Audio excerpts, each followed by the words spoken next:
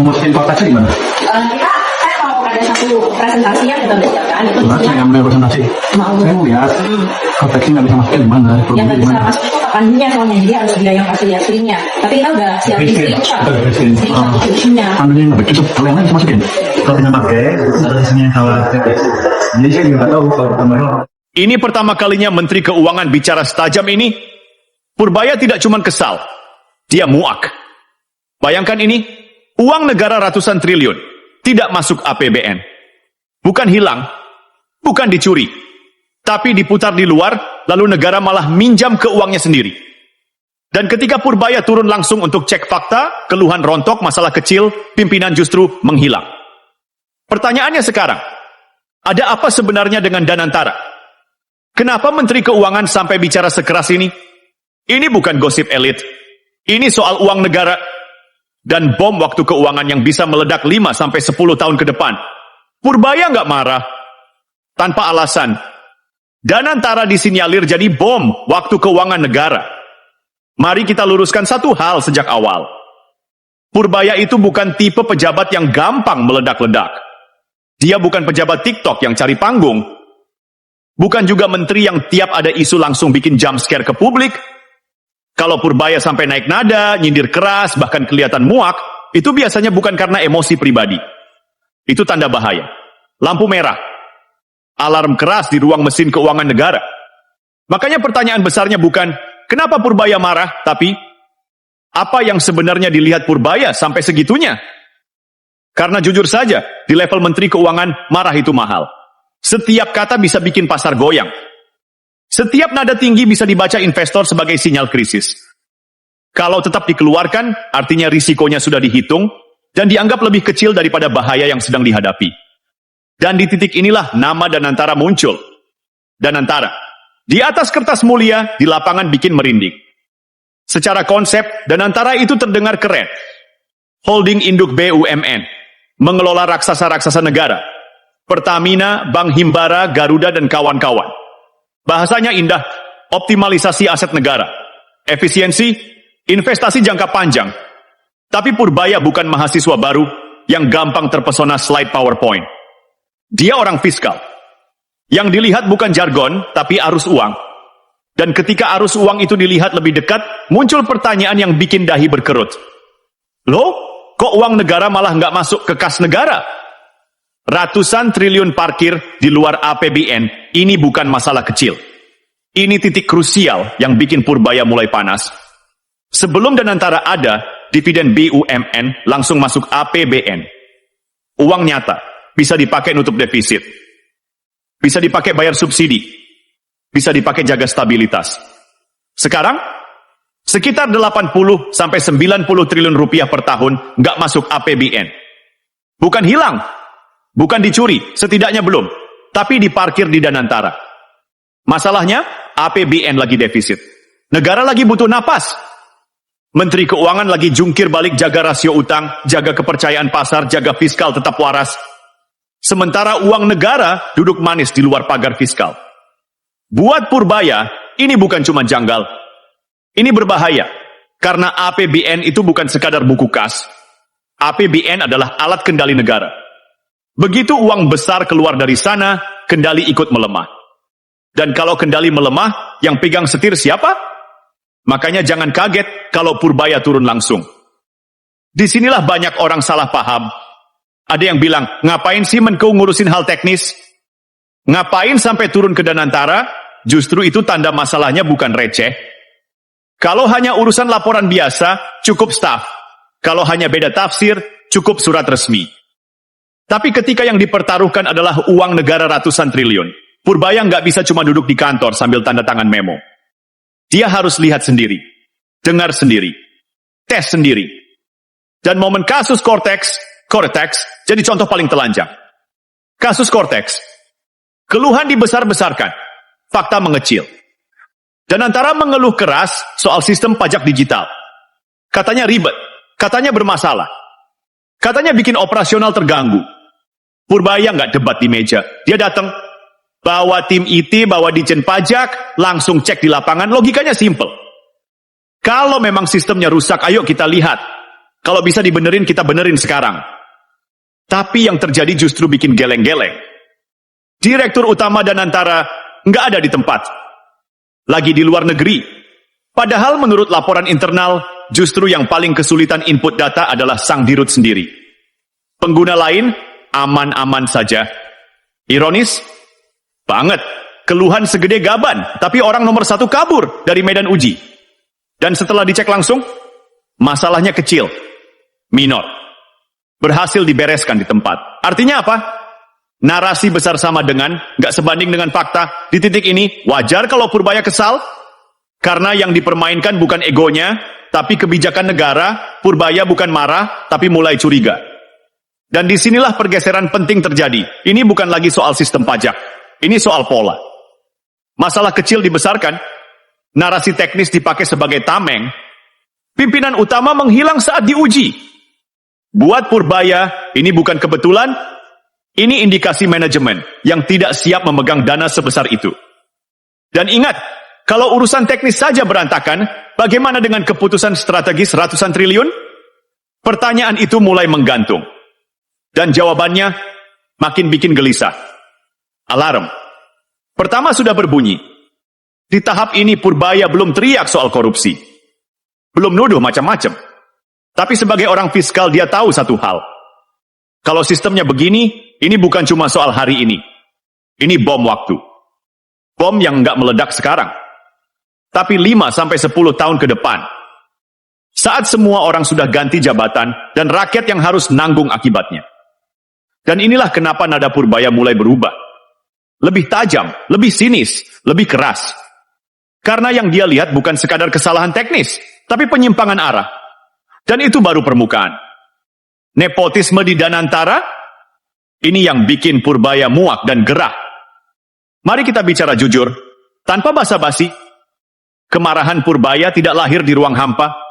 Dia bukan tiba-tiba bangun pagi lalu berpikir, hari ini gua mau ribut sama Danantara. Tidak, yang bikin dia muak justru satu pola lama yang terus terulang di negeri ini. Jabatan strategis, uang negara raksasa, tapi dipegang oleh orang yang, ya kita tahu sendiri kenapa dia ada di situ. Dan di Danantara, bau itu terlalu menyengat untuk diabaikan. Pertanyaan yang tidak pernah dijawab dengan jujur. Publik bertanya, dan ini pertanyaan yang sangat wajar. Kenapa orang-orang tertentu bisa duduk di kursi sepenting itu? Jawabannya sering dibungkus kata-kata manis. Profesional, berpengalaman, punya jaringan global. Tapi Purbaya bukan orang yang bisa ditipu CV cantik dan bahasa Inggris fasih. Dia lihat hasil, bukan silsilah LinkedIn. Dan hasilnya, keluhan teknis berantakan. Narasi dibesar-besarkan. Saat diuji, pimpinan utamanya menghilang. Ini bukan soal satu orang, ini soal cara berpikir. Cara berpikir bahwa, yang penting orang kita. Yang penting satu lingkaran. Nanti juga bisa diatur. Dan di titik inilah Purbaya mulai gerah secara institusional, bukan personal. Nepotisme. Itu tidak selalu teriak nama keluarga. Banyak yang salah kaprah soal nepotisme. Nepotisme itu bukan cuma soal hubungan darah. Bukan cuma soal ponakan, sepupu, atau anak siapa. Nepotisme modern itu lebih halus. Satu lingkar kekuasaan. Satu ekosistem kepentingan. Satu mentalitas asal aman. Dan Danantara, di mata Purbaya, mulai bergerak ke arah sana. Orang-orang dengan minim rekam jejak mengelola dana publik raksasa, tiba-tiba dipercaya mengatur dividen BUMN ratusan triliun. Ini bukan uang startup. Ini bukan dana ventura swasta. Ini uang negara. Salah kelola sedikit saja, dampaknya nasional. Bukan sekadar rugi laporan keuangan, tapi rugi kepercayaan publik. Masalahnya bukan siapa, tapi ketika diuji. Loyo. Purbaya sebenarnya tidak peduli siapa orangnya. Mau anak presiden, mau keponakan jenderal, mau alumni luar negeri, asal kompeten, silakan. Masalahnya muncul ketika diuji fakta. Kasus Kortex tadi itu contoh telanjang, keluhan keras, narasi dramatis, tapi saat dibongkar, kosong. Dan yang lebih menyebalkan, orang nomor 1 tidak ada di tempat. Bayangkan ini, seorang guru datang ke kelas karena muridnya mengeluh ujiannya rusak. Begitu dicek, soal normal. Dan kepala sekolahnya lagi liburan. Kira-kira reaksinya apa? Nah, itu yang dirasakan Purbaya. Bukan marah, tapi tersinggung secara profesional. Uang negara bukan uang keluarga. Disinilah kalimat tak tertulis, tapi sangat terasa di kepala Purbaya. Negara ini bukan perusahaan keluarga. Dan Antara bukan koperasi lingkar kekuasaan. Bukan berangkas pribadi. Bukan tempat belajar sambil jalan. Ini institusi yang memegang dividen BUMN. Aset strategis, potensi pengaruh fiskal nasional. Kalau yang duduk di atasnya tidak siap secara mental dan kapasitas, itu bencana yang sedang ditunda. Dan Purbaya tahu betul, bencana fiskal tidak pernah datang dengan suara keras di awal. Dia datang diam-diam, rapi, pakai jas, pakai istilah keren. Kenapa Purbaya tidak menyebut nama, tapi sindirannya pedas? Perhatikan pola Purbaya, dia jarang menyebut nama, tapi sindirannya menusuk sampai tulang. Kalimat seperti, kalau kalian menaruh uang sebanyak itu di obligasi pemerintah, apa sebenarnya keahlian kalian? Itu bukan sekadar kalimat spontan, itu tamparan intelektual. Artinya jelas, kalau cuma muter uang negara ke negara lagi, ngapain kalian ada? Dan sindiran seperti ini biasanya muncul ketika kesabaran profesional sudah habis, tapi tanggung jawab jabatan masih harus dijaga. Nepotisme plus dana besar sama dengan resep bencana. Purbaya paham satu rumus klasik. Dana besar plus orang salah, plus pengawasan longgar sama dengan masalah besar. Dan Danantara memenuhi dua syarat awalnya. Dana besar, orang yang dipertanyakan kapasitasnya. Tinggal satu lagi, pengawasan. Dan disinilah Purbaya berdiri sebagai tembok terakhir. Makanya dia tidak mundur, makanya dia tidak diam. Makanya nadanya makin keras. Karena kalau dia diam, yang bayar bukan dia, tapi rakyat 5-10 tahun ke depan. Purbaya tidak anti orang, tapi anti sistem salah. Ini penting ditekankan. Purbaya bukan anti individu. Dia anti pengelolaan negara yang dipegang orang yang salah di posisi salah. Dan di Danantara, sinyal-sinyal itu terlalu banyak. Keluhan teknis tidak berdasar. Pimpinan kabur saat diuji. Dana besar tapi logika kecil. Jabatan strategis tapi tanggung jawab tipis. Ini bukan lagi soal ego antar pejabat. Ini soal integritas sistem keuangan negara. Dan inilah kenapa nada Purbaya tidak bisa lembut. Karena kalau nada lembut, pesannya tidak sampai. Dan kalau pesan tidak sampai, sistem terus berjalan sampai akhirnya jatuh sendiri. Purbaya memilih tidak populer, memilih dicap galak. Daripada nanti dicatat sejarah sebagai Menko yang diam saat negara digerogoti pelan-pelan. Dividen BUMN diputar, APBN dikorban. Logika sesat yang diprotes Purbaya. Sekarang kita masuk ke bagian yang bikin Purbaya bukan cuma kesal, tapi benar-benar geleng-geleng kepala sambil mikir, ini orang waras nggak sih? Karena disinilah logika keuangan negara dibengkokkan paksa sampai nyaris patah. Dulu sederhana, sekarang ribet tapi aneh. Dulu sistemnya simple. BUMN untung, setor dividen, masuk APBN, dipakai negara. Clear. Transparan. Bisa diaudit. Bisa diawasi DPR, BPK, publik. Sekarang, BUMN untung, setor ke Danantara, diputar, entah kemana, APBN, malah minjem. Dan orang-orang yang bikin skema ini bilang, ini strategi investasi. Purbaya dengar itu, dan mungkin dalam hatinya berkata, investasi dari mana? Ini akrobat logika. Negara minjam ke uangnya sendiri, ini bukan inovasi, ini kegilaan. Mari kita pakai bahasa warung kopi, biar nggak ada yang sok nggak paham. Negara itu punya uang, uang itu berasal dari BUMN. Uang itu tidak masuk kas negara, tapi ditahan Danantara. Lalu negara butuh dana buat tutup defisit. Apa yang terjadi? Negara menerbitkan obligasi. Dan siapa yang beli? Danantara. Jadi skemanya begini. Negara kasih uang ke Danantara. Danantara balikin uang itu ke negara. Negara bayar bunga ke Danantara. Ini bukan kecerdikan finansial, ini sirkus fiskal. Analogi paling masuk akal, orang tua dan anak nakal. Bayangkan begini, seorang orang tua ngasih uang jajan ke anaknya.